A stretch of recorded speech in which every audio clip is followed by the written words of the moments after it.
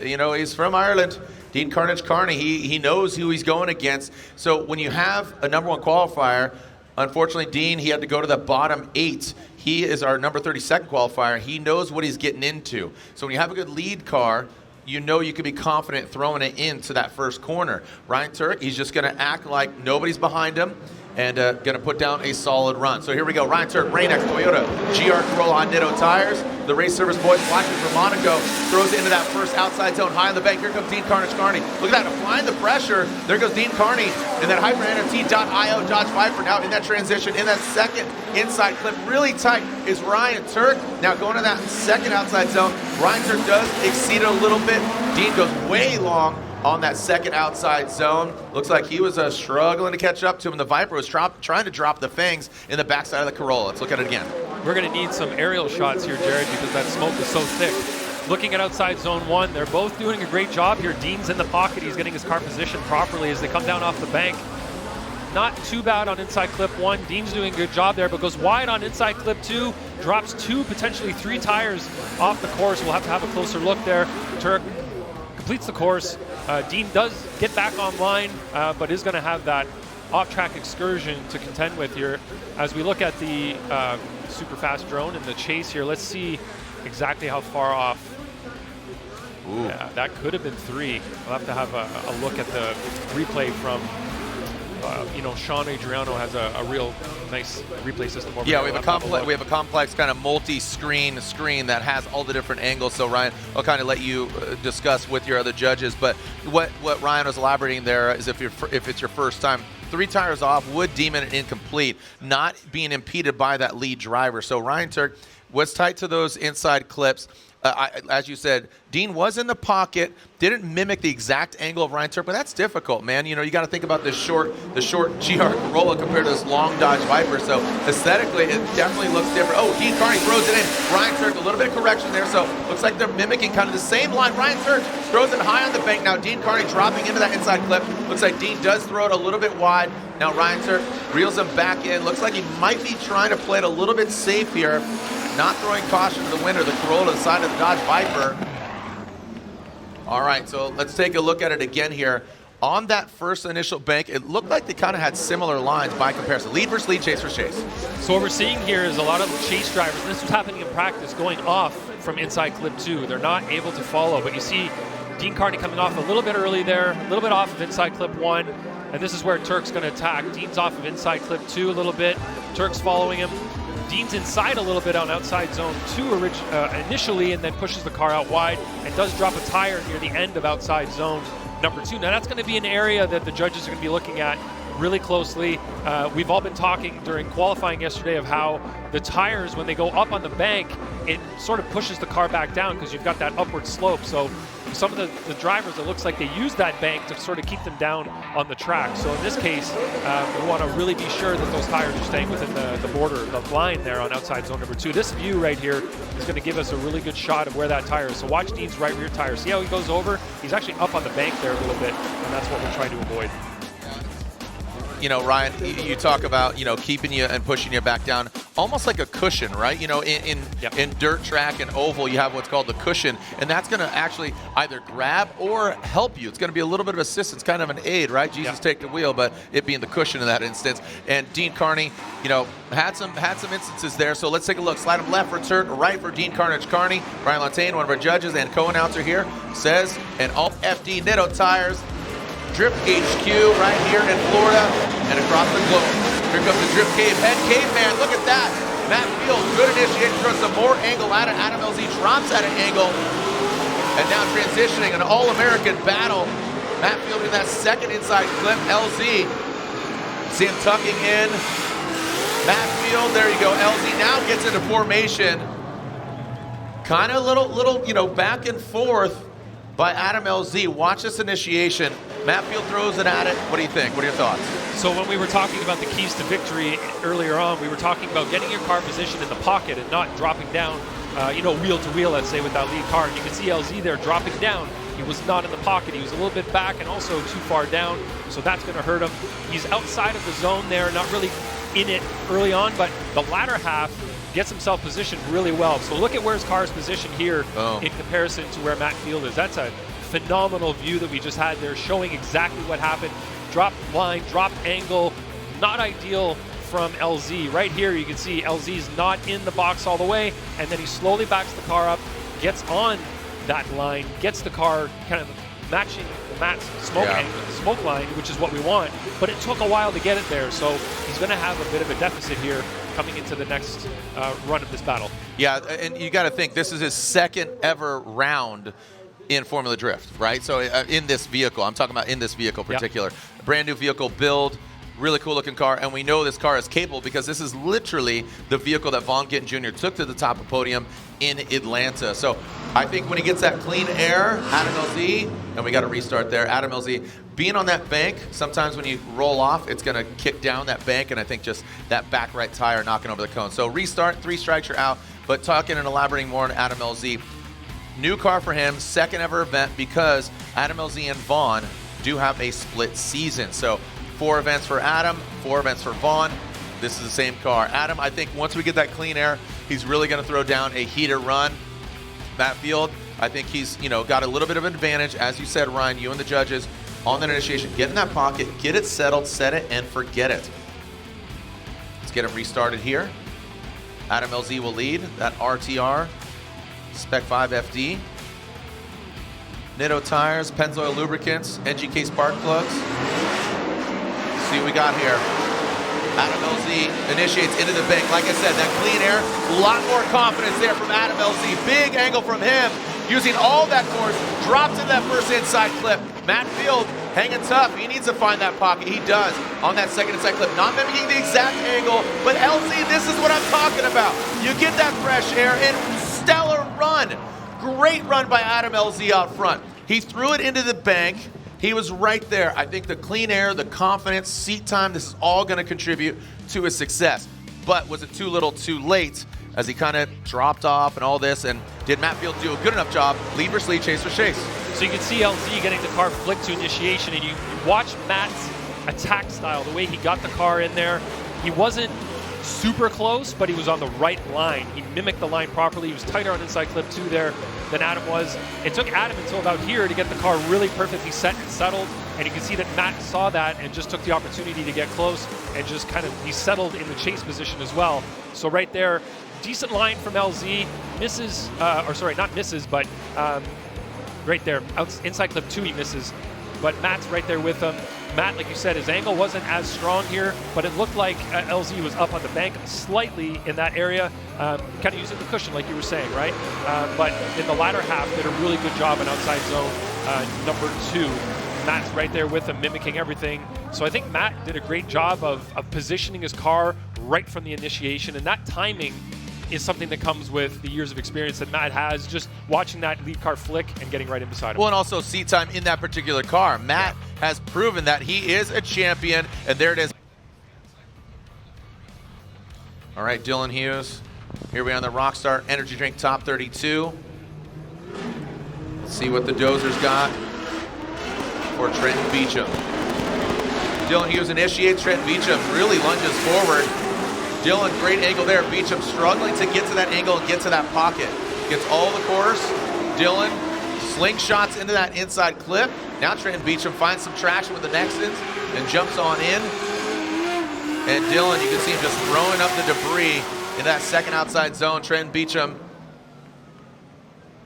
not exactly the closest to Dylan Hughes, kind of struggling there on the bank, and then also just pulling away from his Dylan Hughes. Beecham kind of got lost in the transition, I think, and let's look at that closer. Right here you can see Dylan nice and high, Beecham dropping down low on outside zone 1 as they come by inside clip 1. Watch Trenton here. He gets close but has to sort of back off a little, and then this is where he falls back. Never really able to get back onto Dylan's door. So that'll be a bit of an error from him that we'll see. At initiation, there was a little bit of a hesitation maybe from Beecham, and then you can see that at the end of the zone he dropped off there. They were both tight on inside clip 1, inside clip 2. That's where Beecham backs off a little bit, maybe dropped a tire there off the track, and then goes inside a little bit, but then works it back over the line again. So not very consistent from Trenton there. You can see him over the line, back inside the line, and then back over the line again. We want to see the drivers putting that right rear tire on that line and riding it all the way around and not overstepping or going too far inside. Let's see who comes out on top. Trenton Beecham needs to throw down a banger of a lead run here in order to knock out Dylan Hughes. Trenton Beecham initiates. Dylan kind of a slow roll into that bank. Maybe got a little surprised by Beecham. He put down some very fast runs. Not that time is an element, but just a fast driver. Oh, look at that. Kind of coming out of angle is Dylan Hughes. Dylan needs to throw some more angle at it. Trenton Beecham does. Oh, look at this. Nosing in. That's almost Daigo Saito, you know, a la like basically 5 years ago. You saw him with the proximity, but we need to mimic that angle. It didn't seem like Dylan was 100%. But was it enough? You're seeing that little prayer and thumbs up, little thank you so much, little blessings of the drift gods. So Dylan gets initiated there behind Trenton. Trenton's doing a good job in the lead. You can see the front right of Trenton locking up a little bit there. Left foot braking, not to slow the car down, but to get it set and controlled through that zone, up high on the wall. Right there, you see that, like you said, Trenton's got big angle, but his tire's up on the bank. Look how high up on the bank he is right now. And in the chase position, you could see that Dylan didn't want to put his tire up on the bank. He was down on the flat, but it didn't give him the amount of grip maybe he needed to throw that angle and get it the way Trenton was in the lead. But Trenton was up considerably there on the bank the majority of the way around outside zone 2, which is not where we want to see your tire up there. You know, riding the cushion like you were saying earlier, not ideal positioning there in the car. And if you look at Trenton's chase run, wasn't ideal up on outside zone number 1 and kind of got lost in the smoke slightly. Of course, we've seen way worse through that inside clip 1 to 2 area, but he did get slightly lost in there, went off a little bit. So, you know, the votes are all in. I'm kind of leaning towards maybe Dylan getting this one, I think. Yeah, I mean, there it is. Dylan Hughes unanimously gets the win. And just, you know, with Dylan having a dominant lead run, Trenton having some. But he was looking so solid in this car, which is finally seemed to have figured out. Alec Robbins, Darren Kelly, Minnesota versus New Zealand. Now throwing it into the bank. Alec Robbins pulling away from Darren Kelly. Maybe you're going to drop in here on that first inside clip. Look at Robbins. Schmissues. Are you kidding me? Robbins just barely nicks over that BC Racing Trackside Tropical clip into that outside zone. Look at that. I mean, if he's having any issues, he is just fighting it. It's kind of like somebody's got like a twisted ankle like yourself there, Ryan, but still just fighting through it, just running, hitting your stride. Yeah, he didn't seem to have any issues here. Let's look at his initiation. Decent rotation there, a bit of a flick entry. Darren in the chase position, not quite as close as we'd like to see. Dropped down a little bit there, so that's a bit of a compromise from him in the chase position. They're both slightly off of inside clip 1, better on 2, so close that Robbins gave it a little tap right there. In the chase, you see Darren getting the car set, and then matching angle, matching line. Really good job through outside zone number 2, but outside zone number 1 here, you can see he's not up inside the box. He's not inside that dotted line, but in the lead position, Robbins is. So that's going to be definitely a detriment on his chase-to-chase comparison there. Of course, we haven't seen Robbins yet, so we have to see what he puts down, but Darren definitely making some errors there in the first half of the track. Did a great job in the latter half, and it seemed like Robbins had his car positioned pretty well all the way through. The Heart of Racing, Aston Martin, Lorette giving us some great updates and insight. She had some words with Darren Kelly, said, didn't have a lot of time for testing, struggled to conserve tires due to full throttle on the bank and outside zone 2, and the track surface is very rough. So some insight there from Lorette Nickel talking to Darren Kelly, the Heart of Racing, Aston Martin, Heart of Racing, doing both road racing, sports car, and obviously drifting. Darren Kelly high on the bank. Now Alec is struggling to hang with Darren Kelly. Darren Kelly, a champion, is native New Zealand. He uses all the track, does exceed it just a little bit as Alec Robbins. Maybe that is where he's having a tough time. When he's got the clean air, he dials it in. And now Alec, talking about that tire attrition, how rough it is and how abrasive it is. So taking a look at that, let's take a different perspective here with DK and Alec Robbins. Yeah, Darren did have his fair share of errors in the chase, and I think he made a few in the lead as well. In the chase here, you see Robbins down low the way Darren was in his chase run, but Robbins manages to work it up near the end. Darren drops a tire there, leaving outside zone 1, just slightly off of inside clip 1. Right here, though, Robbins makes a big error and goes 2 tires off potentially there and hitting that inside clip number 2. Darren drops a tire on the outside as entering outside zone number 2. So let's watch it from the high-speed drone. This will give us a different perspective, hopefully a helpful one. So right here, Darren, you can hear that D12 screaming as he comes through, but Robbins right there, 1, 2, almost 3, definitely 2 tires though. And then, falls off. The angle's not quite matching. It takes him a while to get his car settled through outside zone number 2 in the chase position. And that's in the lead position, you could really power through some mistakes, that wobbly, maybe some shakiness. But when you're in the chase position, it gets precarious. You don't want to get into the back of a car. Yep. You don't want to, be that guy knowing that your car is not running 100%. It's like, your kid's sick, you don't put him into school, you keep him at home. You know what I mean? So, if they got a cough, they got a runny nose, keep him at home. Unfortunately, Alec, he didn't want to get anybody else sick, so he kind of, kicked back a little bit. You like that analogy? That's an interesting perspective. Yeah, I'm a dad. I know you don't have any kids, but I think you still understand what I'm saying. But Darren Kelly, both these guys are dads. And qualifying 29th, Ryan Little qualifying 4th, his best qualifying ever. Power Stop Brakes, GT Radio S15, the RB Army flag. Oh! And wow. Literal, he straightened out. Shoot. Yeah, so unfortunately, it looked like Ryan Literal threw up the roadblock, got into the back. But that's my quick assessment. That's what it looked like. Jerk, yeah, let's have a closer look at this. I think what you're saying is right. It seemed like, of course, Kristaps knows he needs to be aggressive. Kristaps qualified 29th, whereas Literal qualified 4th. So he knows he's got to put on the pressure here. And you can see right there, Literal straight before the impact. So Kristaps is coming in hot, expecting Literal to be on throttle, expecting Literal to be powering through that area. And instead, Literal's off throttle and going straight. Luckily for Literal, he kept it off the wall, but he did get hit from behind by he throws it right by Kristaps, so he's going to have a bit of body damage there, but it's better than having what could potentially occur by going into the wall there, and I think they're both pretty lucky for coming out the way they did from that. It looks like the rear of Literal's car was just affected by the door of Kristaps. So and that carbon Kevlar Eurofighter, it can take a hit. It flexes a lot. It does. A lot. I could stand on that thing; it'll just bounce right back. But and as you said, not critical parts. They build bash bars in there to take that hit. The bumper got picked up, and look at that. Literal jumps right back to it. Maybe he knows he's not at 100%. Literal has a disadvantage after a great qualifying run, feeling healthy. Just came out of angle, and Kristaps can't go anywhere. Throws a roadblock in front of him. Both these guys shredding some GT radial tires, and not for nothing, great run by Literal yesterday. Yeah, this is interesting that Literal decided to go back into the chase position. Oh, no, now they're going to take, I guess. They're saying he's at fault.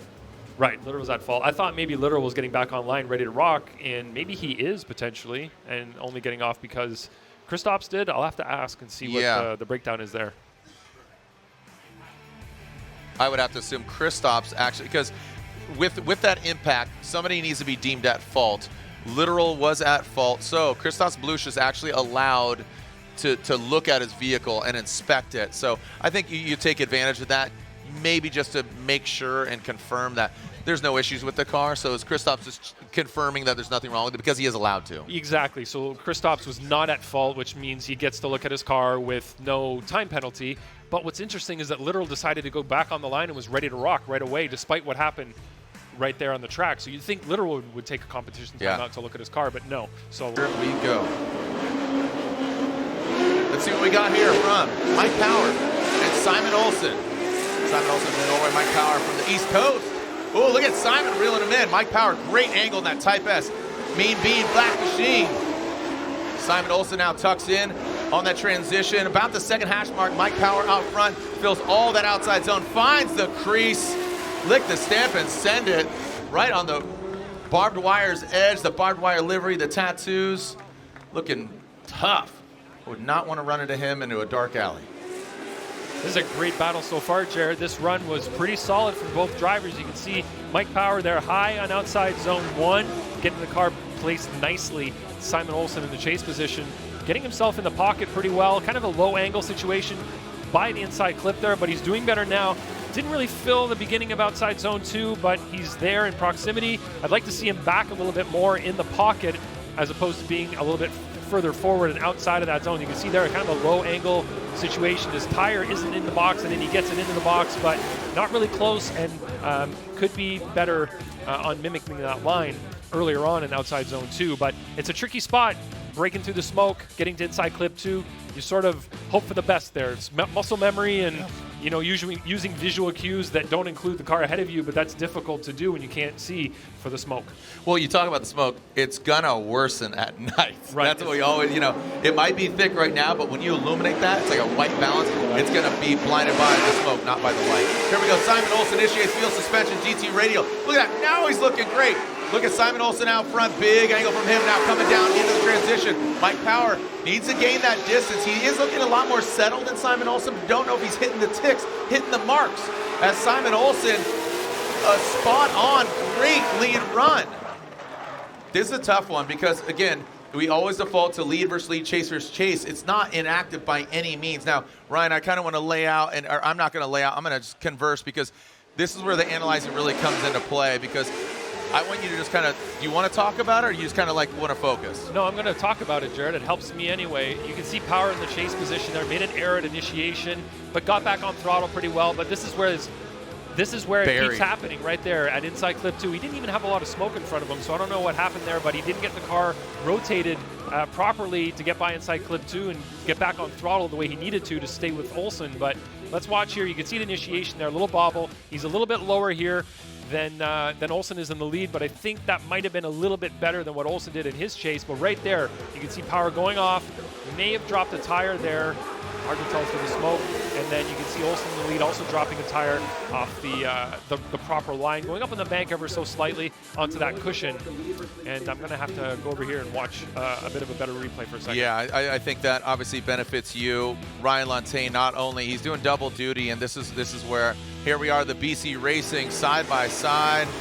Instant replay, BC Racing, the official suspension of Formula Drift, go for gold. This gives you a good indication. It's hard to kind of, you got 4 cars essentially on track, not just 2, to really focus on lead versus lead, chase versus chase. Mike Power, you see filling all that zone. Simon coming short. Proximity, you can see a wide difference there between Simon chasing and Power chasing. But where was the lead car? Where was the chase car? How you start is sometimes how you're going to end. And we saw kind of the failure to launch by both drivers. So we do have a couple options here, between one driver, Mike Power in this instance, Simon Olsen, and they can go one more time, just for clarification for those new fans that are here in the building. So the lead driver needs to adhere to the judging criteria, hitting the clipping points in zone. Chase car needs to utilize the lead car as a moving clipping point. Who did a better job? Well, the judges say Simon Olsen gets the win. Mike Power knocked out early in 30. He utilized basically a car check, a health check, not utilizing his NGK competition timeout. So here he is. Kristaps will now lead. Ryan Literal giving chase. Kristaps initiated both these guys, GT radial tires. Kristaps said he had contact earlier in practice. Doesn't seem like it right now. Big angle from the high-vis Latvian lover that is Kristaps Blush. Great to have him back here on American soil after a 5-year hiatus. Now transitions in that first clip. Boom, right on it. Ryan Literal hits it with his front left headlight. Now to that second outside zone, Kristaps Blush. Again, too little too late there for Ryan Literal. Applied the pressure, but Kristaps with that contact in the back of Ryan Literal caused by that. The K&N filter being flown through, and filter now, K&N filters, the official performance air filter of Formula Drift. There you go.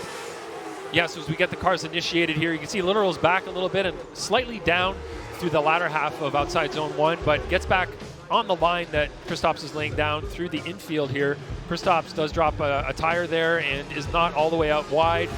And you can see Literal getting nice and close, nice and tight through that outside zone 2 area. This is going to be really hard for Literal to overcome because of that incomplete in the first run, unfortunately. So in this case, Kristaps just needs to put together a run and not incomplete. But if Kristaps is going to move on from this, he needs to clean up his act if he's going up against somebody else in top 16 if he does move on here. So that would be, is it Simon Olsen? Simon Olsen. Yeah, he'll be going against Olsen, who just got the victory, because we digress back to that of Blush. Place in Long Beach. We'll have to get back on the box here in Orlando. He won here 2017. Can he do it again? Frederick Osbo initiates. Ken Gucci down on the bank. He needs to find closer proximity. There we go. The Nitto tires ablaze past that inside clip on that transition. Ken Gucci shoots in on the inside. He does dial it back and does find it wrapping around that second inside clip of Frederick Osbo. the gold shining bright in this Orlando sun. So well done by the Norwegian Hammer out front. Forge Star wheels go round, wrapped in the Nitto tires. So Gucci gets close on initiation. He's slightly down on line, but then is a little bit better, and then drops down again right there. You can see he's a little bit forward of Osbo's car. And right here, Gucci dives in, drops a tire slightly, and then hits that inside clip, backs off again to get back on line. Through the rest of outside zone 2 here, he's not in proximity, but on the right line. So needs to work on that proximity. You can see he drops down a little bit there on initiation. This view is very helpful with a lot of this. You can see he drops down again right there. Through inside clip number 1, he makes contact, drops a tire there, and then has to back off as well. So that's going to hurt him in the chase-to-chase comparison until, of course, we see what Osbo does in his. But you can see some errors already being made in the lead position. Osbo putting the car in mostly the right places. Outside zone 2, you can see him overstepping that line, the outside line, and going up in the cushion a little bit. So that's going to hurt him in the latter part of outside zone 2. Gucci needs to position his car really well on outside zone 1 like Osbo did, but not overstep that line in outside zone 2 to outshine Osbo in the lead-to-lead comparisons. Ken Gucci pulling to the line. You can see Motties, Threes Racing, GR, the Gazoo Racing, Nexen tires wrapped around his Rays Engineering wheels. He's been working with them for quite some time.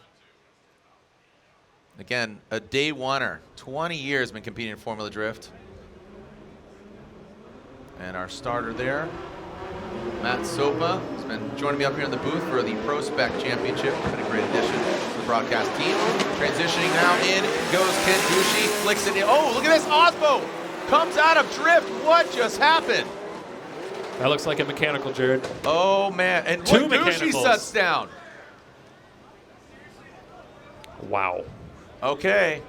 So this is where it gets interesting. So it looked like at first glance, it looked like an independent mistake by Osbo. Did something come off the car and impede on Freddie? So here's the scenario is, at first glance, it looked like Freddie shut it down, had a mechanical issue. You see him pull over here, don't see anything on the car that's abnormal. And then in the lead position, uninterrupted, independently, Gucci shuts it down out front.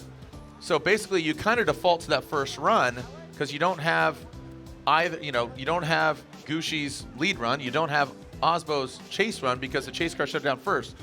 You hit the nail on the head, Jared. The chase car in this situation, Frederick Osbo, stopped drifting first, which means that he incompleted right there. That means that Ken Gucci needs to complete his run in the lead because he's unimpeded, like you said. But unfortunately, right around the end of outside zone 1, Ken Gucci's car also has a mechanical issue, and he pulls off track at that point. So there you can see Osbo's having his issue. Ken Gucci keeps going, and then shortly thereafter, Ken Gucci has an issue, straightens up, and drives off as well. All right, we are getting an update here from Papadakis Racing, a broken diff for Frederick Osbo. Okay. So going in, obviously, you'd rather just shut it down and cruise. I'll tell you what, Frederick Osbo got a gift. We don't know what happened to Ken Gucci, but independent, so it defaults to Frederick's lead run, Gucci's chase run. We just saw that. Unfortunately, Gucci had too many mistakes, and it was going to default to this. If Gucci continued on, it might have gone one more time, or it might have even gone to Ken Gucci, let's be honest, because that would have been incomplete by Osbo. Gucci might have beat it would have been that way. Yeah, absolutely. Gucci was almost going to beat Frederick Osbo. That was being handed to him at that point by the Rockstar Energy team right there. Osbo's car braking like that, the differential braking. All Ken Gucci needed to do was complete the course, and he would have won that battle. But unfortunately, he also had a failure.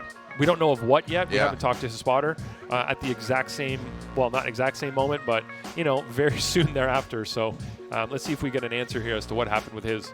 That's what you call literally a lucky break. A lucky break there as Gucci broke. And again, the diff for Freddie, he's being pulled off. The three-time and defending champion, 21, 22. We have all three of the three-time champions here in the building. Frederick Osbo most recently, James Dean prior to that, Chris Forsberg, three-time champ, Who's going to be the first ever 4? Are we going to see it here in 23? We'll find out. Don't go anywhere. We'll clear the Toyota GR vehicles off the track.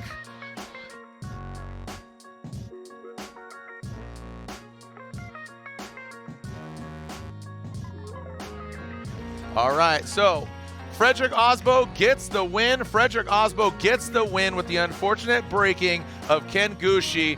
Again, that was literally a lucky break for Frederick Osbo as he advances on into the 16th. Thank you so much. Don't go anywhere. We'll be right back with more of our Rockstar Energy Drink Top 32, the official energy drink of Formula Drift.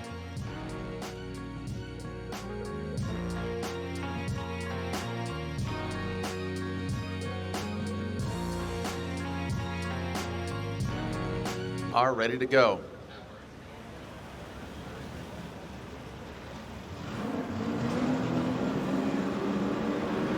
And away they go. So here we go.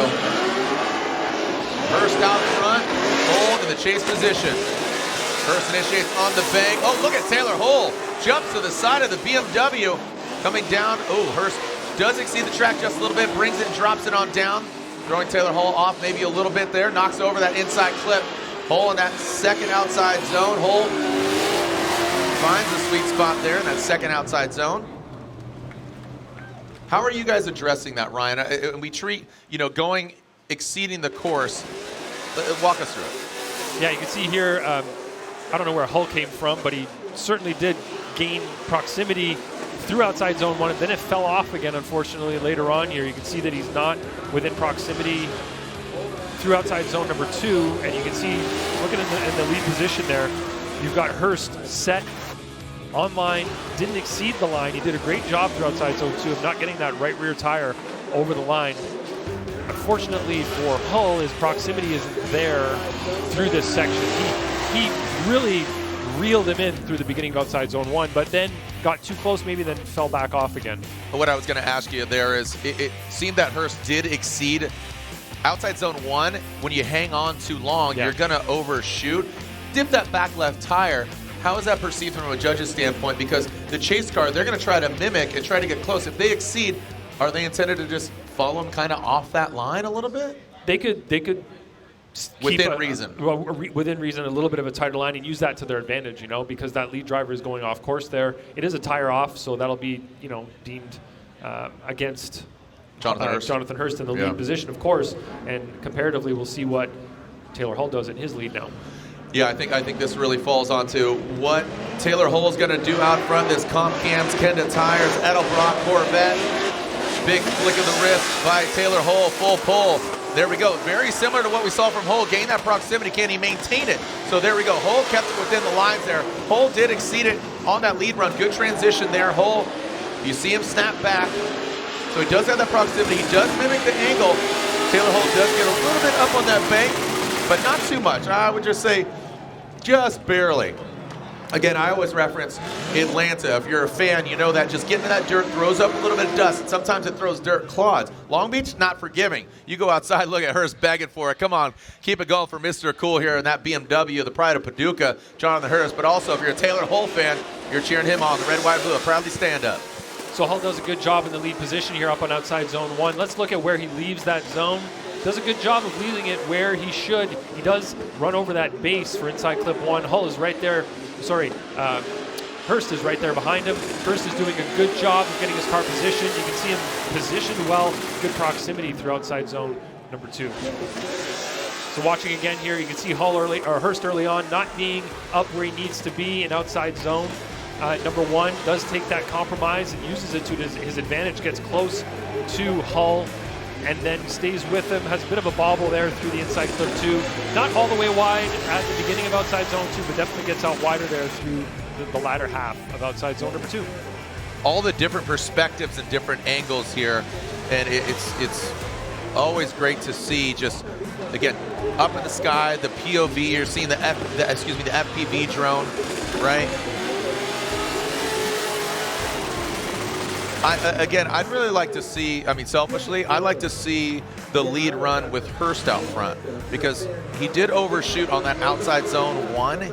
He did exceed that line, kind of hanging it out there. So that's where I'm kind of contentious because we see this at Seattle. We see this, you know, at different courses where that bank and that initiation, you could really impede that line. If you hang it out there and you're expecting them to drop in, that could really affect that chase car. Yep. It is a tricky part of the track right there, especially coming down off the bank onto the flat, because once you get down on the flat, that's where you've got the compression happening. And let's see who chooses you. And Jonathan Hurst gets the win. So Jonathan Hurst, Taylor Hull. Hurst gets the win 2-1. Taylor Hull is knocked out. Runs earlier today and even yesterday. So would love to see Holovnia step up. The Huragan Aspida from Ukraine, from Kiev. Chelsea Nova, Penzo, Mustang RTR, Spec 5 FD. BC Racing, hit a tire from the corners, of course, Penzo synthetic. Big angle there. Nice job by Chelsea Nova. Past that inside clip, just nudging over that BC Racing. Definitely punted that one into that second outside zone. Bologna, welcome to FD. Chelsea Nova, he's had a lot of turn and burns on this track by Chelsea Nova. He's got a lot of fans in the building, but flying the Ukrainian flag. Great to see, again, another international driver and flying that Ukrainian flag. Well, Holovnia here did a really good job. I think the best so far in top 32 of getting his car positioned after that transition in the infield. You can see he was really well positioned in outside zone 1, but look where he puts his car as they come by inside clip number 2. I think that was really well done by Holovnia. It could be a little bit closer here, but he is mimicking the line perfectly throughout the run. He didn't make any compromises on line. Maybe just a little bit at the beginning here of outside zone 1, but look at him get his car back into the right position through there. His tires in the box. He's in the pocket with Denofa. Denofa hits that inside clip, but Holovnia just is positioned really, really well. Again, he could be closer, of course, but he is on the right line within a decent amount of proximity. So overall, that's a good position to be in as a chase driver. Now, in the lead, he's going to have to put together a great run here, get himself high on zone 1 and zone 2, tight on the clips. Without hitting that inside clip 2, will give him a bit of an advantage over Chelsea. Chelsea needs to stay close, stay tight, and mimic the line, most importantly, not cheat by getting too far forward against Holovnia. Bologna, a very unique build. I want you to elaborate that on the instant replay. Let's take a look. Bologna from Ukraine initiates into the outside zone. He's working his way to the top. Good angle from him. Chelsea throws some more at it in that Spec 5 FD. Now past that inside clip. Doesn't punt it out of the way. Chelsea on there, but look at Holovnia. Dialed, set it. And there goes Holovnia into that second outside zone. He is giving it the beans. Well done by Holovnia out front. Chelsea Nova strong in that chase position. A good lead run for this Formula Drift rookie going against a veteran that is Chelsea Nova, always a contender. So after that first watch, Jared, I think they both listened to me. It seemed like they both put their cars where they needed to. They absolutely were listening to me. That's why they did it. They knew what they needed to do here, and they both put together great runs. You can see Holovnia didn't get up on the zone 1 as early as he wanted to, maybe not as deep as he wanted to and all the way through, but well positioned nonetheless. Denofa, very patient and very well positioned. Look at the way he's got his car placed. He's within more proximity than Holovnia was, I think, overall throughout the course, and in the right position, in the pocket. He's not trying to get ahead. He's not trying to rush. I don't want to insult Chelsea here, but this is not characteristic of him. He's usually too aggressive, you know, the wrong times. Would you attribute that to not going against Holovnia much? Because a lot of the drivers he's gone against, it's a rookie. But this was a really great job from Chelsea in the chase position. Holovnia, again, did a great job in the lead. I think we're going to get a BC Racing side-by-side here potentially, which is always fun to watch. And I think it may be helpful for me anyway, watching the side-by-side to really pick out all the little intricacies of the runs. So on the left, you've got Chelsea leading, on the right, Holovnia leading. And look at the proximity. Chelsea's definitely winning in that position. You can see that he's close. Watch the transition here. Holovnia did get close there, but Chelsea never let Holovnia get away. Whereas you can see Holovnia did let Chelsea get away slightly and started to reel him back in. But Chelsea was just, it's almost like there was a rope between both cars, and he never really overextended that rope. He just kind of stayed at the same distance in the chase position all the way through. It was a really great job by both drivers. Very, for us, kind of surprising for Holovnia because we haven't seen much of his driving. To see this level of driving from him, the skill that he has, it's I guess a great sign of what's to come for him. Yeah, really excited to see Holovnia. Unique build. What's the engine under the hood? I think it's a VR, isn't Yeah, it? yep. All right, Chelsea Denofa, one more time and one more time. So they're going at it again. Yep. Ryan, you deem that Chelsea Denofa, but Holovnia lives to see another battle against this veteran. He's got the Tour Garagistic, giving Moderns hell. It says it on the wing. We'll see if he can drag that wing on the wall. Chris Forsberg out front, been very smooth with that VR-powered all-new Z. Initiates into that bank. Nice job by Forsberg. Big angle, throws some more at it, and Rome is right there. Blends into the green wall. Chris Forsberg on massive line. Huge angle and transition to that first inside clip. Dialing it in. Rome taps it. Chris Forsberg on a heater of a lead run. Gets up the bank a little bit, but Rome Charpentier is right there.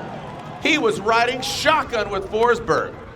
Really good chase job, but I feel like RCP has confidence because, again, you're going against a three-time veteran. You've seen him run. You've seen him growing up, and here he is going against him. Yeah, you can see the confidence he had in what Forsberg was doing in the lead. Forsberg, big angle through inside clip 1, and you can see right there, Rome's not going anywhere. He's right next to him. His line was a little bit tighter there, but he uses it to his advantage to get close to Forsberg. His angle varied a little bit as they came through outside zone number 2, but overall, I think Rome did a great job out positioning his car in the chase position. A couple of little bobbles there in the chase from Rome, but overall, a great job. As he transitions through the smoke here, he got himself positioned pretty well. Tapped that inside clip number 2. Like I said, was a little bit tight on the line there early on outside zone number 2, but got into position very quickly thereafter and was able to stick it to Forsberg's door all the way through outside zone number 2.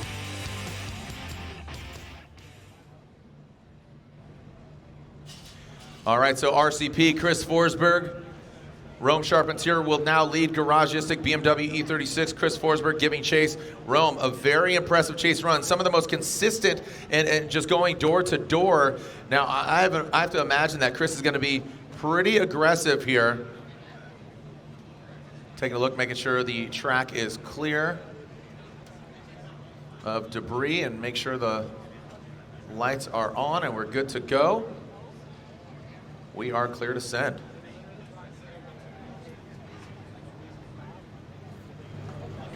And here we go, ready to send him. Rome Charpentier, Tour, Pedal Commander, Garagistic, BMW E36, Max and Supercharged, LS. Here comes RCP and Chris, the Force Forsberg.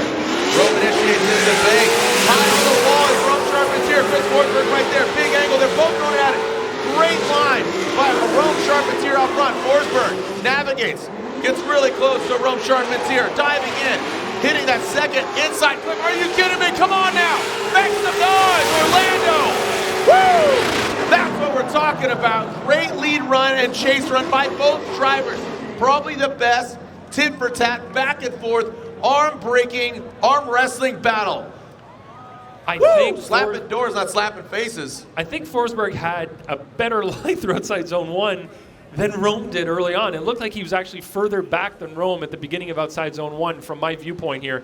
I really want to see that from a drone. Forsberg did not hesitate at all. Look where his car is positioned in outside zone 1. Zero compromise from Forsberg through there. That was incredible. And look at his mimic. The line, the angle, phenomenal chase job by Chris Forsberg here. It was almost perfection from Forsberg in the chase. There was no compromise made from him at all. Look at his line, he's deeper than Rome is through the beginning there. Rome did get the car back a little bit after that, but Forsberg did not deviate whatsoever. Look at the transition. It was like his shadow right behind him transitioning at the exact same time. The line is phenomenal. I cannot believe how well Chris put together this chase run. That was phenomenal. That is, I can't think of another word. Yeah, that was incredible, phenomenal. And I think that little kind of flick there at the end says, hey, I'm present, I'm here. Just overall, hey, make some noise. That was a solid run by Rome Charpentier going against a 3-time champion Forsberg. I mean, take the championships out of it. Phenomenal driving, as you said. Slide him left for Forsberg or right for Rome Charpentier. There we go, 1, 2, and 3. Hey, hats off to RCP, man. RCP got dealt a front. Castro, the chase position. Odie's going to initiate here. That supercharged LS. Good initiation by Odie. Quick to it. Castro, slow roll. Wow, wow. Are you kidding me? Look at this. Castro goes right to the side of Odie. He had to back. Oh, he straightens out. We got carnage. That was a big bump. That was a big bump there. Castro and Odie gonna roll the tape back, but man, Castro, again, I feel like he just shows up here in Orlando in just such a grandiose fashion. This is the closest track to his home country. He knows he's got fans, and he's doing exactly what we expect him here in Orlando. Yeah, he was positioning his car really well, got really tight to Odie at the end of outside zone 1. There may have been a little rub there, but of no consequence whatsoever. The next rub, unfortunately, was a little bit more consequence. You can see pretty good solid hit there, and in the chase position, Castro did lose angle. I don't know if he's quite straightened out, but definitely lost angle through there after the hit. And let's watch it from the high-speed drone in the chase, the third chase car essentially here, the third car in the tandem battle. Nice and tight right there. Probably some rubs on the door from Castro's front left tire. This is where the big hit happened, though. You can see in the chase, yeah, he definitely went straight there. Castro did not transition as aggressively as you'd like in the chase position there. You can see that he was a little bit slow on his transition, and I think it put him too much into his door. He came in a little bit with too much speed and bumped into the side of Odie. He did lose angle there, so lost drift. That's not ideal for him in the chase position. I think Odie, the way his car is positioned, looks like he wants to go off track and check his car out after that hit. And of course, Odie could do that without calling a competition timeout, because in the chase position, that would be put on Castro, I believe, for that contact. So that would be considered more than a contact. It would be considered a collision. So if Castro wants to look at his car, potentially he might have to call a competition timeout to do so. Absolutely. And, absolutely.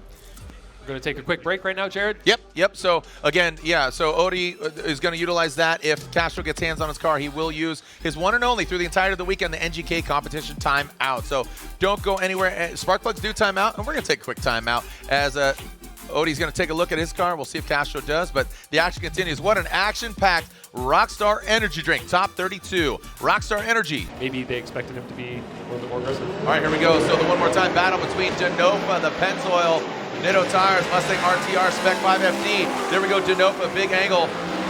And Halovnia tucks in, mimicking that angle, and now proximity. He straightens out, going past that inside clip. Halovnia straightens out once again. That's going to be a big downfall for Halovnia, but Denofa finds the crease and sets that Nitto Tire G2 right inside of it. Halovnia takes that BC Racing tropical trackside clipping points as a little souvenir back to Ukraine with them, but no, he drops it right there. Thanks, bro.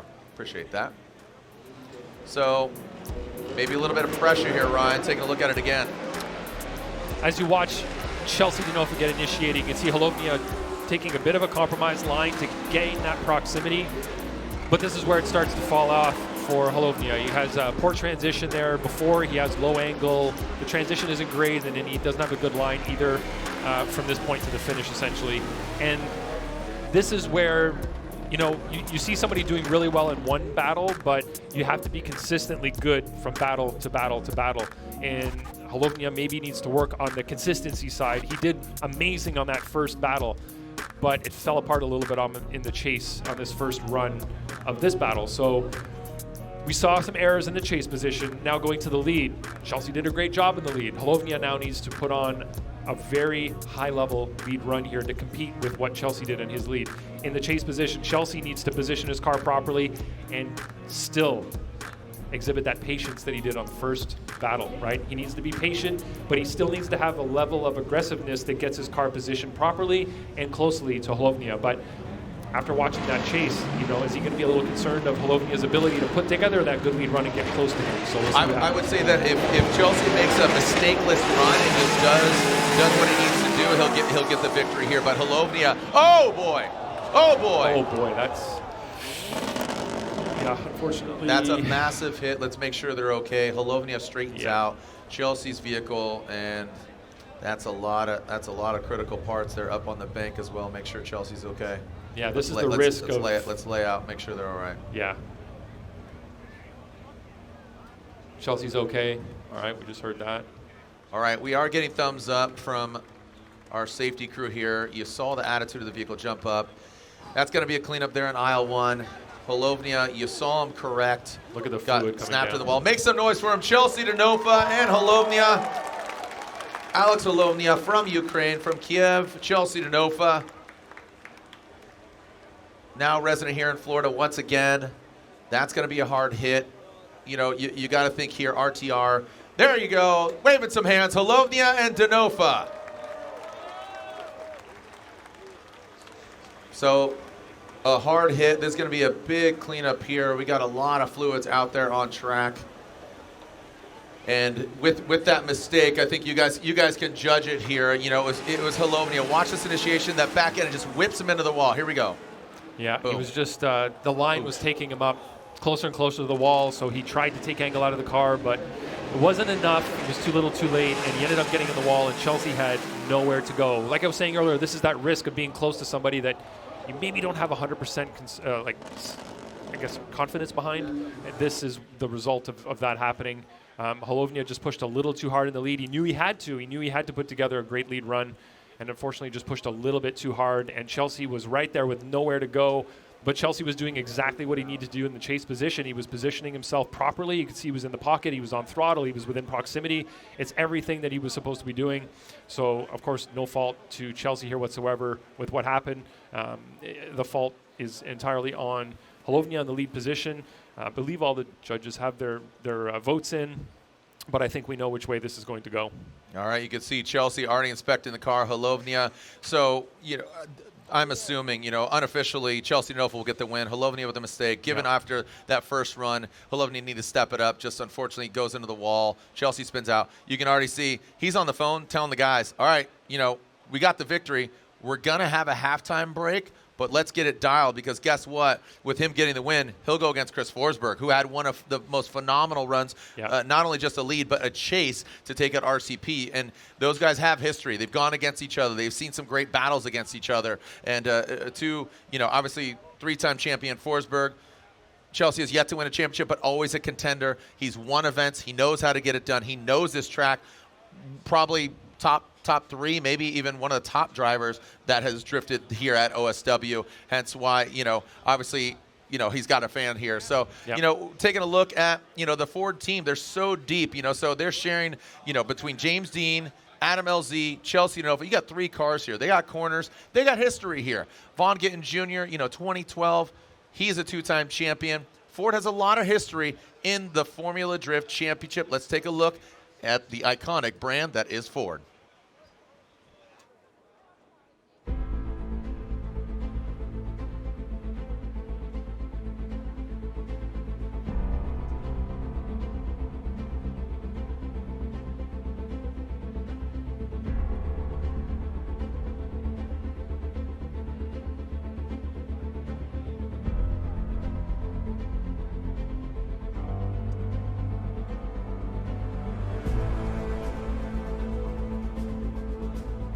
Inevitable verdict.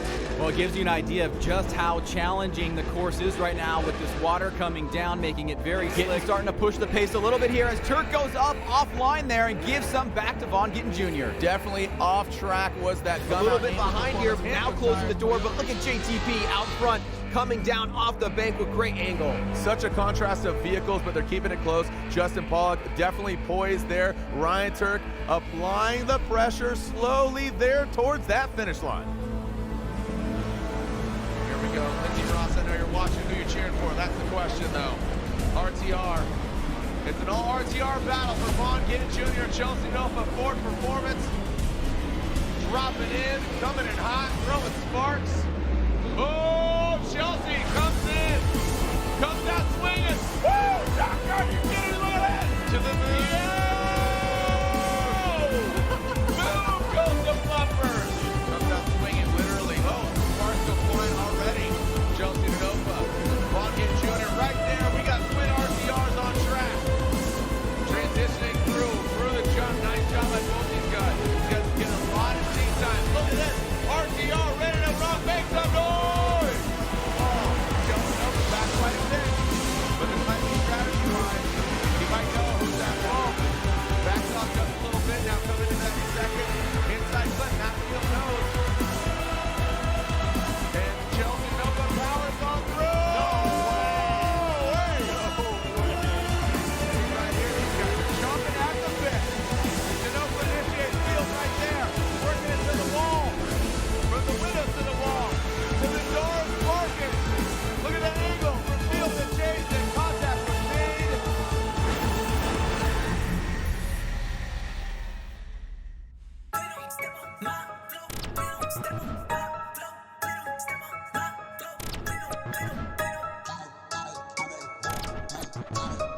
This is Torque Motorsport.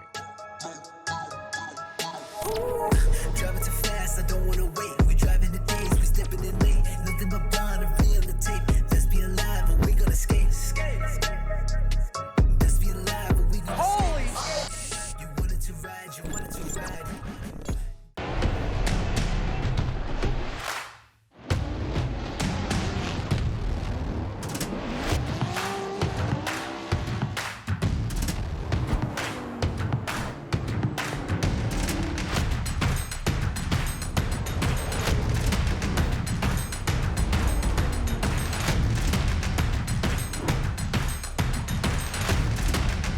GT Radio.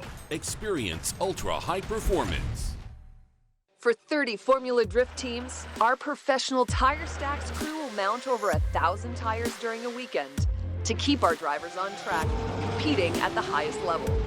TireStacks.com, the official tire service of Formula Drift. You won't believe what a K&N intake will do for your truck. I thought a cold air intake would just make my truck sound better, but I installed a K&N intake. Now I can feel the power as soon as I hit the gas. It was such a simple upgrade, but it has totally transformed my truck. And now, I'll never own a truck without a K&N intake. You've got to experience it for yourself. Get one for your truck at knfilters.com.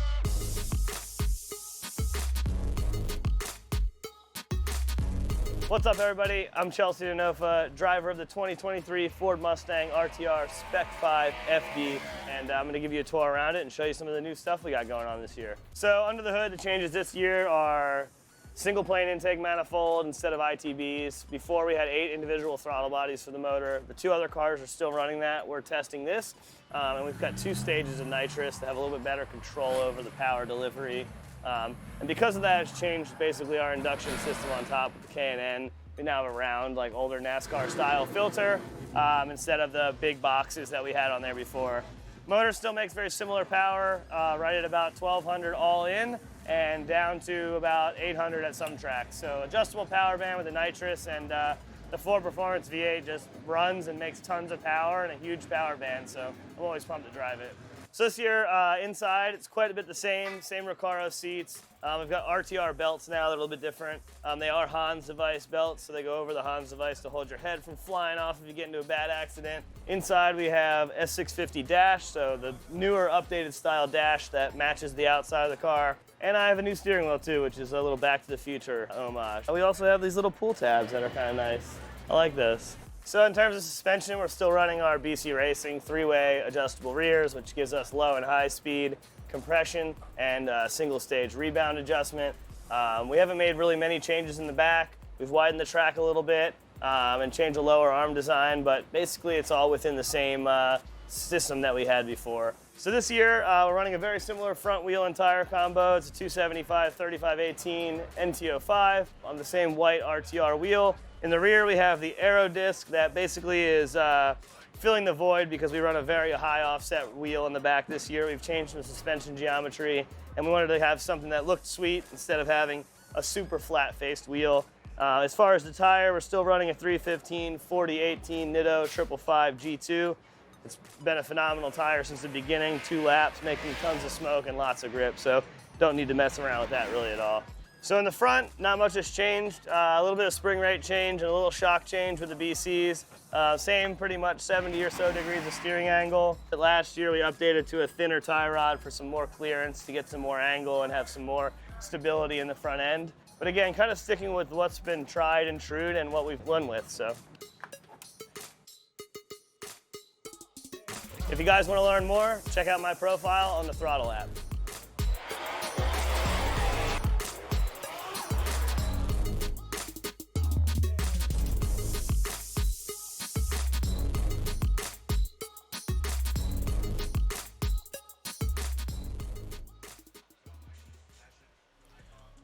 A lot of action here on track and off track, especially that gentleman there, courtesy of Throttle, Chelsea Denofa, elaborating on his setup. Well, that's how it looked before he got into the wall. He does get the win, and now the work begins for his RTR team. So Chelsea Denofa will get the win. Go ahead and slide him left. Let's make it official against Alex Holovnia after that one more time contact. So Chelsea Denofa gets the win. He'll go against Chris Forsberg. That protest is adjudicated by an independent panel of two positions called the driver stewards. Driver stewards receive a protest, they take a look at what the team is saying, and if it's valid, they can move forward. Now, what they have to do is they have to agree on what the result of that protest would be. So basically, because the determining factor in the original call was that Adam LZ dropped down on the bank, LZ's team basically said, yeah, but the reason that I did that was because Matt Field lifted and I was left with nowhere to go. So that mistake should not be on me. The driver stewards agreed with that, and they said if you extract that out and then you look at the runs in the totality, it's deserving that it should go one more time. So the protest was validated, and the result by the two driver stewards, who are independent of the judges, said that they must run one more time. So the outcome of this, Adam LZ and Matt Field will have a one more time battle. So bears repeating, Adam LZ and Matt Field, our current points leader, will have a one more time. I think that's a great outcome. Every action has a reaction. The action of Matt Field slowing down had the reaction. There you have it. So with some more updates on the info, we throw it down to Lorette Nickel. Jared, thank you very much. Adam LZ in his car, and he was also watching the broadcast. Now, in your run against Matt Field, your team called a protest. You guys now have the opportunity to run a one more time. What was it in your original battle that made you so confident that you guys had to protest? I honestly didn't know at first. When we were chasing, I thought that he was just really slow up on the bank, and I made a mistake that kind of resulted in him getting the win. But there's so much going on up on the bank, the speeds, the smoke, that I didn't even realize he had locked up his front wheel, and that's kind of what slowed him down and made a big correction. The team, thankfully, they saw that. It was clear as day on the live stream, so they made a protest based on that, and the judges overturned it. We got one more time, so we get a chance to seal the deal and hopefully take home the win.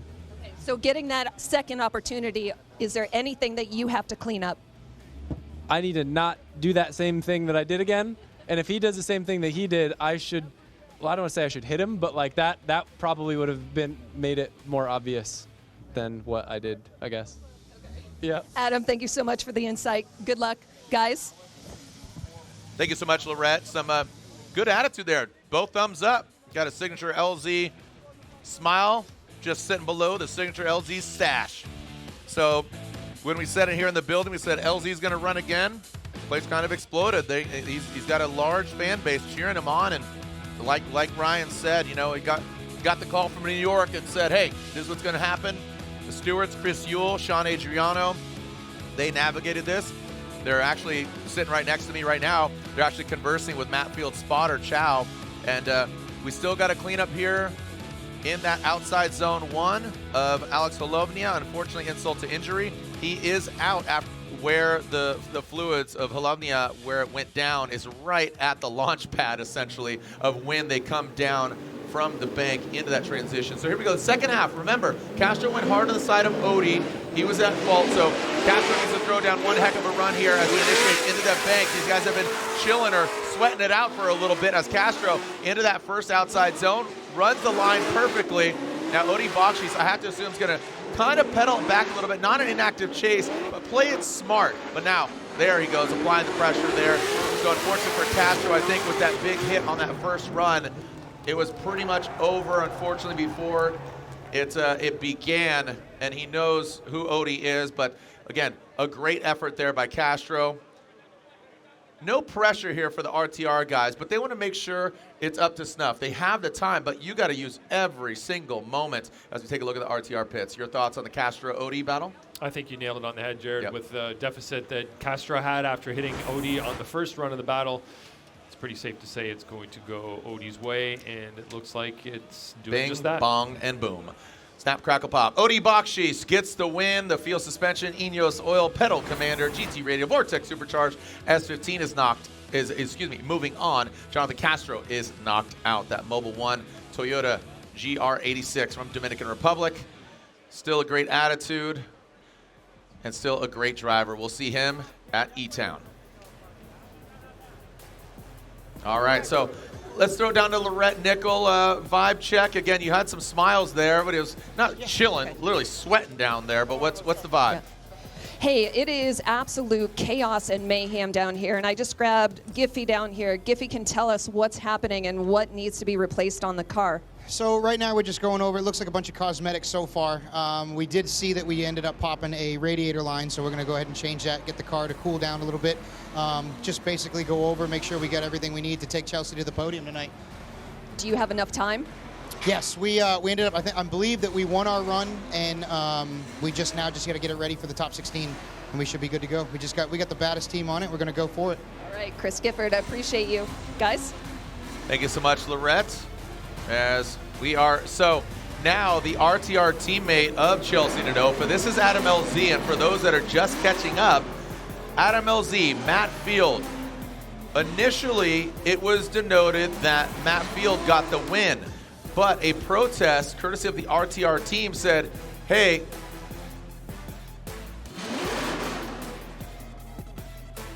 so the RTR teammate, again, RTR team said, hey, Matt Field's initiation impeded on LZ's basically outcome. So every action has a reaction. The reaction was him dropping down the bank. They said, okay, well, if you're focusing on that, let's just call it like it is. The driver stewards, Sean Adriano and Chris Yule, accepted the obviously protest, and they actually deduced that, yes, they are correct. So this is a one more time of Matt Field and Adam LZ. Matt Field will lead in that Borla exhaust, Heat Wave, Lean Customs, GT Radio Corvette. Adam LZ will give chase in that Mustang RTR Spec 5 FD. Nitto tires on the corner, Drift HQ on the doors. Let's go. Matt Field will lead. Matt Field initiates it in the bank. Adam LZ, oh, he drops down. He does surge forward, but does not mimic the line of Matt Field. Here comes Adam LZ, transitions, he dives on in, he takes out that second inside clip. Now riding that line, Matt Field. Now it looks like he's got definitely something to prove, not leaving it in the judge's hands. He shoots for that outside line, making sure he doesn't come in contact with Adam LZ, that back right bumper. That thing's gonna get pulled off. Field had a great lead run, putting the car in most of the right places, but you can see in the chase position, LZ made multiple mistakes, not following the line that Field was laying down. You can see 2 tires off there, hits the clip. Earlier on, had some errors as well on outside zone number 1. Through outside zone number 2, did a pretty good job of getting himself positioned in the pocket behind Matt Field, but I think it's going to be hard to overcome chase-to-chase comparison there of the errors that he made. He made quite a few, especially outside zone 1 where he dropped down, lost some angle, not ideal through there. And then especially that inside clip 2, dropping 2 tires, going off the course, and hitting the inside clip 2 marker. So watch in this run, the chase position right there, huge angle reduction from LZ. The line suffers as well. Right here, he misses inside clip number 1, goes 2 tires off, hits the inside clip. So significant error there. Looked like he went over the outside line at the beginning of outside zone number 2, so maybe dropped the tire there as well. And then through the latter half, maybe 2/3 of outside zone number 2 was positioned properly, but that's a small portion of the track. Yeah, and this, you know, again, this one more time was caused by Matt Field slowing down. He's not leaving anything in the judge's hands, and that looked independent with Adam LZ dropping down. So here we go, Adam LZ, and I said last time, he has put down a solid lead run when he's out front, but Matt Field, he's going to apply the pressure. Here goes LZ. Good angle from him, not as high as Matt Field was. Does use all the course now into that inside clip.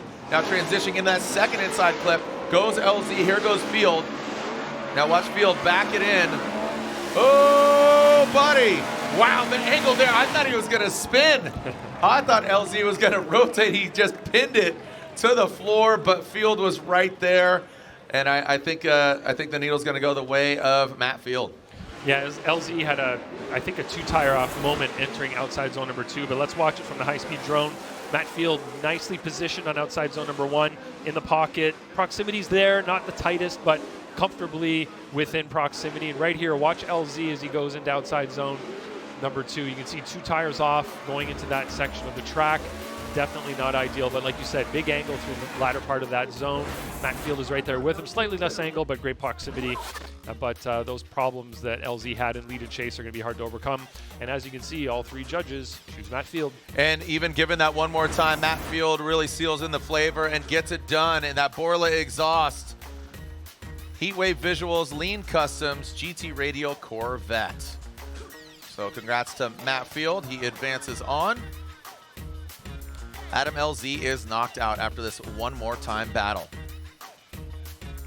Definitely more than halfway through. We got 1, 2, 3, 4, 5 battles left. Here's another RTR.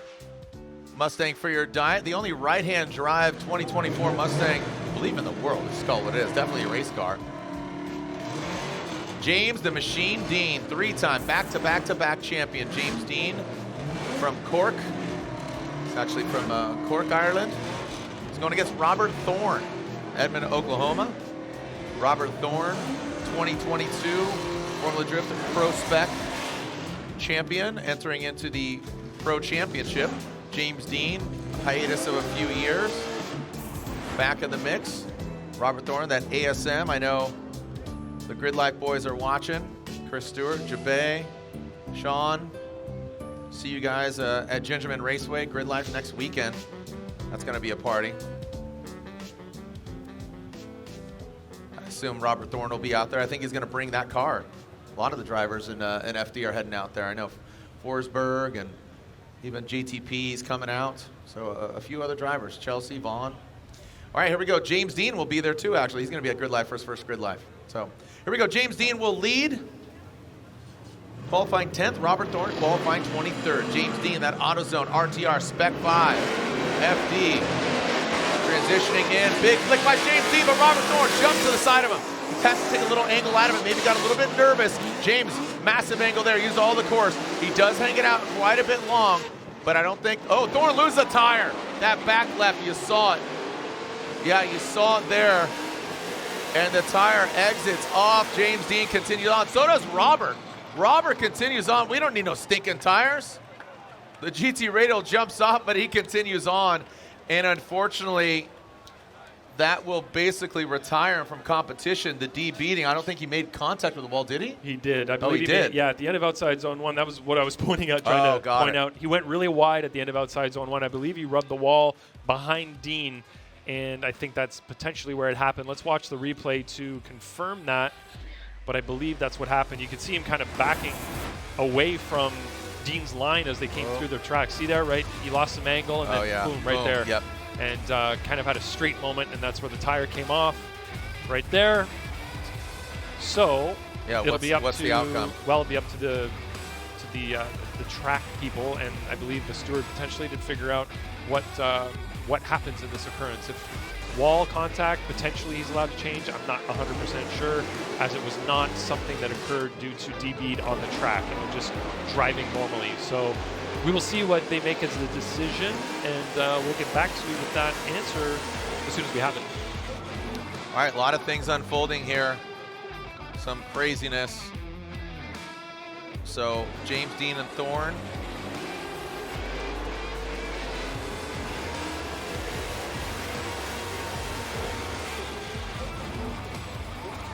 All right, so we are deducing on the outcome here between Thorne and James Dean. Taking a look at Matt Field down to the pits. He's smiling, him and his lovely wife. Lorette's down there, selling some heat waves, selling some gear.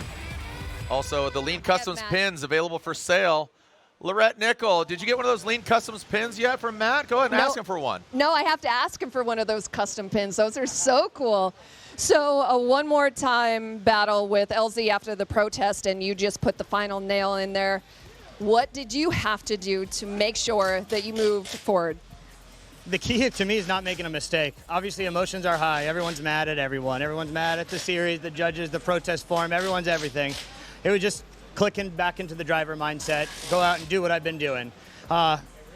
It's the same stuff I've been doing all weekend, so I just maybe cleaned up a couple of my mistakes, and fortunately we're moving on. But I just look at it as free practice. Matt, thank you very much. Guys?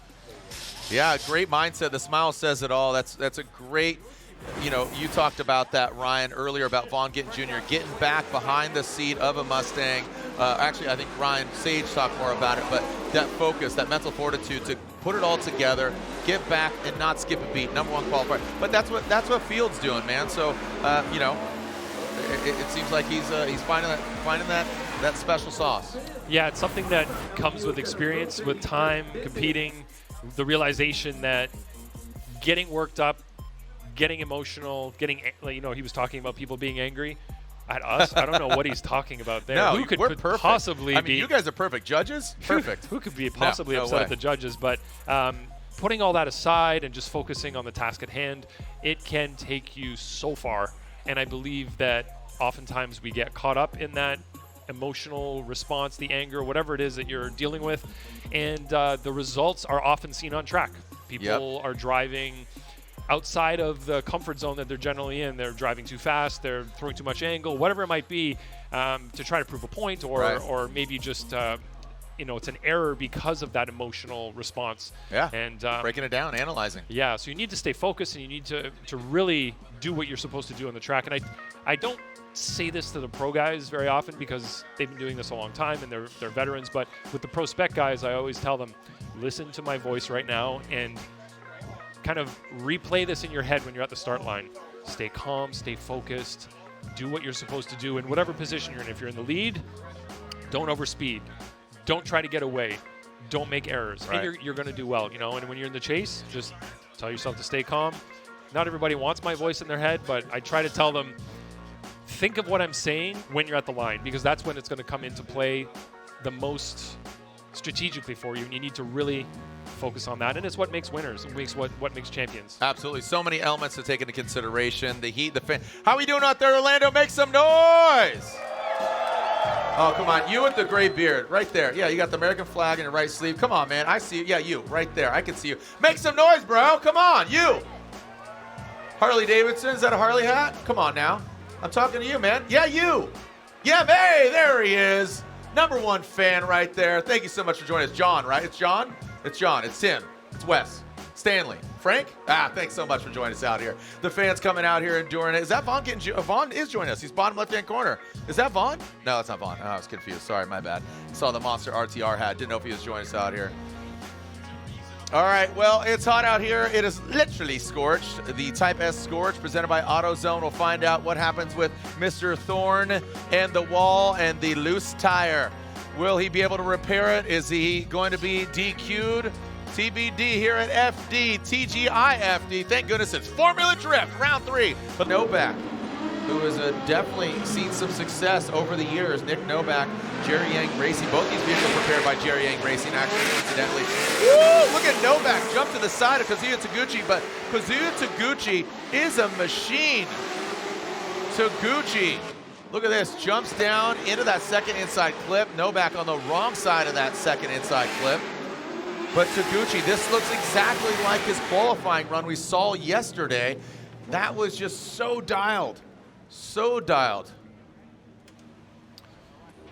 Really well done. In the chase position, Novak was coming in so fast, and his car it looked like it was going out wide towards the wall, but he managed to stay within, without hitting the wall. He did have low angle leaving outside zone #1, and right here, drops a tire, hits inside clip #2, so definitely some big mistakes from Novak in the chase. But like you were saying, in the lead, Taguchi is unaffected. He is on throttle, he's on line, he's at angle, he's making his lead run look really, really solid. Good job from Taguchi in the lead. Of course, in the chase, Novak did make some errors. That was pretty low angle right there. Transitions here, drops, potentially, that was actually 2 tires. Hits the inside clip with the front right tire, so that's off significantly of where he should be. So switching positions now, Novak going into the lead. What does Novak need to do? Run a very high-quality lead run. Not make any errors whatsoever. Position his car everywhere. And in the chase, Taguchi just needs to mimic what Novak's doing. Whether Novak makes mistakes or not, Taguchi just needs to stay there within proximity, not make any corrections, and not make any compromises to get himself the win here. Need to break out that emoji, you know, the little Italian, the chef's kiss. Give out one of those. That's what Novak needs to throw down.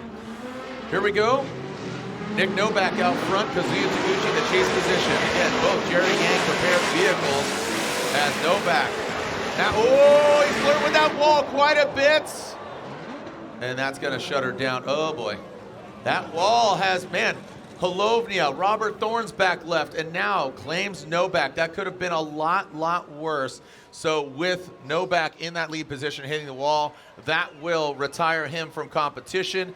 Kazuya Taguchi will get the victory. That's, again, unofficial, but let's take a look at it again. Or, no, we won't. We're just going to slide him left or right, and, of course, they are going left to Kazuya Taguchi. Nick Novak and the Novak Racing BMW is knocked out.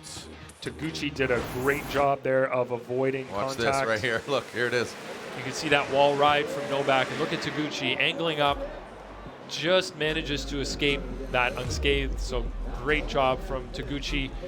Good job from Novak of kind of driving through it, driving out of it. He only ended up with damage in the left rear.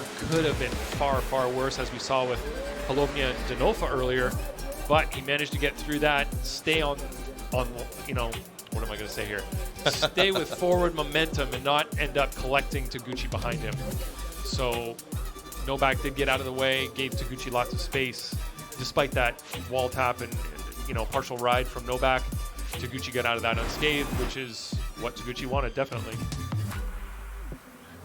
So the clock is ticking on Robert Thorne as they get. Dean is, you know, I'm not going to say he's got it wrapped it up by any means, but I know Jabay and the Ramblers are cheering him on from the Midwest.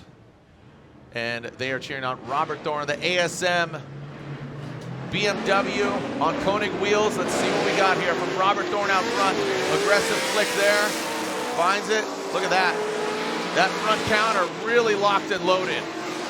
Rambling his way past into that inside clip. Now in the transition, James Dean pulling that front left wheel off the ground.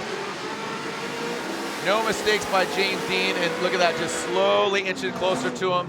And just with that, you know, with that incomplete on that first portion of the battle, Robert Thorne, he had a big uphill climb. He knew he was going against one of the best drifters in the world. So we have James Dean in the chase here, doing what I would call kind of a safe, aggressive run. He's within proximity, not really pushing too hard, though. You can tell that there was a little more in the tank. He could have pushed the car.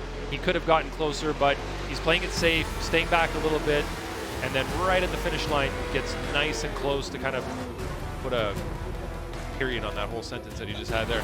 But I think he was very strategic in that sense. I did give Robert Thorne an incomplete on his lead, on his chase. Yeah. I mean, so in that sense, I don't think the other judges necessarily did, but in this case, James Dean did just enough to get himself the win. All right, well, there you have it.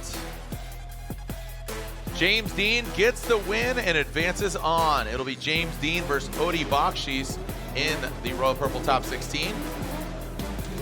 We got the final three battles. Who's moving on? Kazuya Taguchi going against either Forrest Wang or Brandon Sorensen. We got Reeder versus Higa. And our final battle is birthday boy Daniel Stuckey versus Jeff Jones. Daniel Stuckey, happy birthday, buddy. On the line, we are seeing Forrest Wang, Styles for Miles for sure. Definitely has that signature Get Nuts Laboratory style, the signature green. Got the stance style. Super steezy driver. Brandon Sorensen, 19 years old, Las Vegas, Nevada. United States Air Force Pedal Commander BMW. Definitely a talent. Soft-spoken, high-flying. Brandon Sorensen. Forrest Wang, big aggressive flicks. Throws a lot of smoke, that Yellow Speed Racing suspension providing the stance, the super doof. Opting out of that big Wang gang, the big Country Labs wing. Go for the sleeker look here. Drops down. There you go, big angle. Big angle there from Forrest Wang. Brandon Sorensen gets lost in the smoke. Absolutely blinded. Brandon. Nowhere to be found. Forrest Wang continues on, filling all that outside zone. Do you think Brandon got blinded by it? Did he? I mean, that's what it looked like at first glance, but let's take a look. I think the overhead view is really going to help. Yeah, I think he went wide at the end of outside zone 1, and then I don't know if he made contact with the wall. We'll have to see here. You can see him going wide, wide, wide, and right there ends up going 4 wheels off. Gets himself into the smoke at that point. In the lead, you've got Wang doing what he's supposed to do, laying down a good lead run. He kind of left outside zone 2 a little early near the end of the zone there. He didn't fill it all the way around, but this is the mistake that Sorensen made in the chase. Just went wide, went off track. And just that line that he was on, he was on the wall, but stuck on the wall too long. Didn't come off the wall when he should. Didn't follow Forrest Wang as he left the wall and went in towards inside clip number 1. So that'll be an incomplete from Sorensen in the chase. He went 4 wheels off, and then another 4 wheels off before inside clip 2 to seal the deal. It's definitely an incomplete from him in the chase. So Sorensen needs to put together a really solid chase and hope that Forrest makes a mistake as severe as he made. So an incomplete to give Sorensen an opportunity here to keep going forward in competition. I'm just going to say I'm a little nervous on how this smoke is going to light up here under the lights as Brandon shreds some back bumper there. Big shred in that back bumper, but Brandon going off course. Looks like Forrest does stay consistent. A lot of smoke being kicked off, but again, with Brandon going way off course, Forrest Wang kind of, I wouldn't say pedaling back by any means, but maybe playing a more tempered approach. And I wouldn't consider that an inactive chase, just Brandon, I think, overpowering Forrest Wang. Look at this, watch him.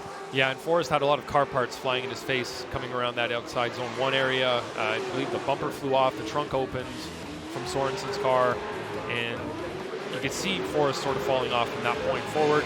Didn't really get online there for outside zone number 2, but Sorensen's dealing with an incomplete on the first run of the battle when he was in the chase position, so that's a big one to overcome. Yep. All right, so I think it's pretty straightforward. Unfortunately, Brandon with a major mistake on that first run. So Forrest Wang should, in my mind, get this victory. Unfortunately for the young buck, Brandon Sorensen, I think that's the end of his weekend. We'll see him, and don't know if we're going to see Amanda Sorensen at Pro Spec. I know she handed the keys of her vehicle over to Evan Bogovich in Atlanta. Hopefully we'll see Amanda in New Jersey, but that's TBD. Forrest Wang gets the win. Yep. Native homeboys and home gals back at home right now. It's all Travis Reeder out front. The Nicholas GT Radial BMW initiates into the bank.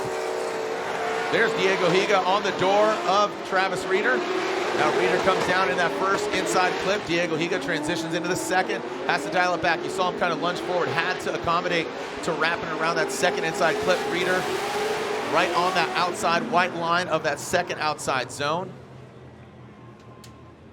Textbook run for Reeder. Diego aggressive and then had to back up. Watch that second clip. You see here Diego taking a bit of a compromised line early outside zone 1, but then gets on the proper line right behind Reeder. Reeder slows down a little bit there, gets to inside clip number 1. Diego backs off a little bit to get around inside clip number 2. Falls off on proximity, but is on the right line. You can see him sort of running that pocket around outside zone number 2, but is not in the proximity that we'd like to see. But the running the right line is going to go somewhere for him. At least he's not compromising there. But he did make a bit of a compromise leaving or entering outside zone 1 in the chase position. Reeder in the lead did a pretty good job of putting his car where it needed to be. The buzzword yesterday for me, Ryan pointed out, was just micro adjustment, going from the inside clip 1 to inside clip 2. Those micro adjustments to when you're blazing a trail, if you get off, little micro adjustment, and that's gonna, it gets kind of escalated, or it gets really highlighted if you make those, just the navigation of the vehicle, the smoke line, which isn't a judging criteria, but it's indicative of kind of where you're at off throttle, on throttle. Here we go, Diego Higa out front. Diego Higa, JDM Supreme 86. Travis Reeder kind of nosing in there. Good proximity from Reeder onto Diego Higa, now coming to the inside clip. Diego with the clean air. Looks a lot more confident. Reeder doesn't make that micro adjustment as I'm talking about. He just punts it, but good proximity by Reeder in that second outside zone. Tucks in. Man, hot pockets. They're gonna burn your mouth, man. If you put that thing in the microwave, set it, forget it, you bring it out, it burns your mouth. That's what I feel like Reeder did. That was right there in the hot pocket. All right, circle it back around. What do we got? All right, we've got a nice drone view here on the replay. As the cars get initiated, you'll see Reeder, good positioning. Drops down ever so slightly, but right back in the pocket right there. Doing a great job of positioning his car while in decent proximity. Higa gets inside clip 1. Reeder's right there with him. Great job on inside clip 2. Reeder gives it a little bit of a push out of the way, and then Reeder's right with him through outside zone 2. Great proximity, great positioning. That is exactly what we want to see through that zone. All right, let's take a look. We're riding right above Travis Reeder, and he used to call his S13 Old Red. Red is his color. Him and his grandma and grandpa, they've been longtime supporters of him. You know, they always tune in. The Reeder family, very supportive of Travis Reeder. The Nicholas BMW, is he advancing on? Diego Higa, looking for him to just, a Formula Drift rookie. Good to see him mix it up. Reeder and Higa, slide him left for Reeder or right for Higa, and Travis Reeder, the Nicholas BMW, advances on into the 16. It'll be Reeder versus Wang. Stuckey, and here we go. Stuckey will lead, qualifying 11th. Jeff Jones qualifying 22nd. Saw these guys at practice earlier, and they look both really competitive. Stuckey into that first outside zone. Jeff Jones even a little higher than Stuckey. Don't know if that's the approach he should be taking as he drops back. See that? He takes a wide swing around that second inside clip. Stuckey tucks in on that second outside zone. Jeff Jones now trying to play catch up. So Jeff with that wide swing, like I said, on initiation, he was higher, but again, you want to show that car control and drop in. Great lead run here. You can see that he's positioning his car nicely, but in the chase, you can see that right there, Jones starts to fall off. In the transition in the smoke, that was something we talked about earlier. He went wide on inside clip 2, dropped a couple of tires at the beginning of outside zone 2. So that, for Jeff Jones, is going to be a bit of a problem on the chase-to-chase comparison. Going into the first run, you want to be really perfect. You want to set the bar really high so that the other driver has a lot to perform to, has a high level to perform to. And it looks like Stuckey just left. I guess he's maybe going to do a little bit of a competition timeout. Jared seems to have gone off track, and we're going to go down to Lorette. Yeah, I saw a spotter run in here, and then she ran out. I don't know what's going on here. She did call? Okay, she did come in here and call the competition timeout. Don't know what is going on, but again, Stuckey did call a comp timeout. That's interesting, even with a strong lead run and an advance. We're bottoming out and catching air and breaking parts and debeating tires.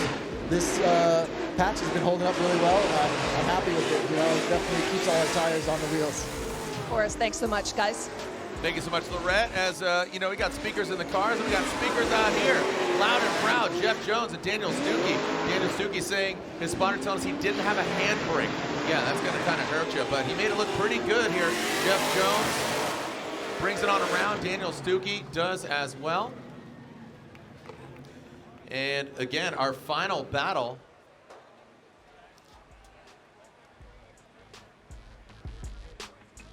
So, again, we had unfortunately for Stuckey, had to use that comp timeout, did not have the handbrake. So, but let's take a look here. This is the first run here, Jones and Stuckey. Oh, sorry, this is a look at the second run, I apologize. Jeff Jones out front, Stuckey in the chase position. See him coming through that inside clip there, Ryan. Yeah, Jared, I was just conversing with my coworkers over there. So earlier, what we caught after the run, the first run, was that Jones incompleted in the chase. His front tires went completely straight at the end of outside zone 1. You remember I was talking about him washing out at the end of outside zone 1 and kind of falling off? It's due to that understeer that happened. So his front wheels went straight, lost the front grip, had to get back on throttle. And then he did 3 moves at initiation just now, which is one too many. We try to get him to do 2 moves. It's something we talk about in the briefing, and that's really inconsequential. He did have an incomplete in the chase, and Stuckey did a great job in both positions, so Stuckey gets the win. Birthday boy Daniel Stuckey gets the win of the M-Spec Performance S15. Jeff Jones unfortunately knocked out, but guess what? We got about 2 hours before we are back on and cracking here at Type S Scorch, presented by AutoZone, the Royal Purple Top 16. This is how it's shaped up. Turk versus Field, Hughes versus Kelly, Blush versus Olsen, Osbo versus Hurst, Denofa versus Forsberg, Bakshis versus Dean, Taguchi goes against Wang, and finally Reeder versus Stuckey, our most recent winner in 32. All right, so again, we will see you here local time, 7:30 p.m. Eastern Standard Time. Ryan Turk, he's still in it. Your number one qualifier. Can he make it a perfect event? Matt Field, our points leader. But Ryan Turk, the target's on his back. So some crazy turn of events here. Turning and burning here at Orlando Speed World. Round 3 of the Formula Jet Pro Championship.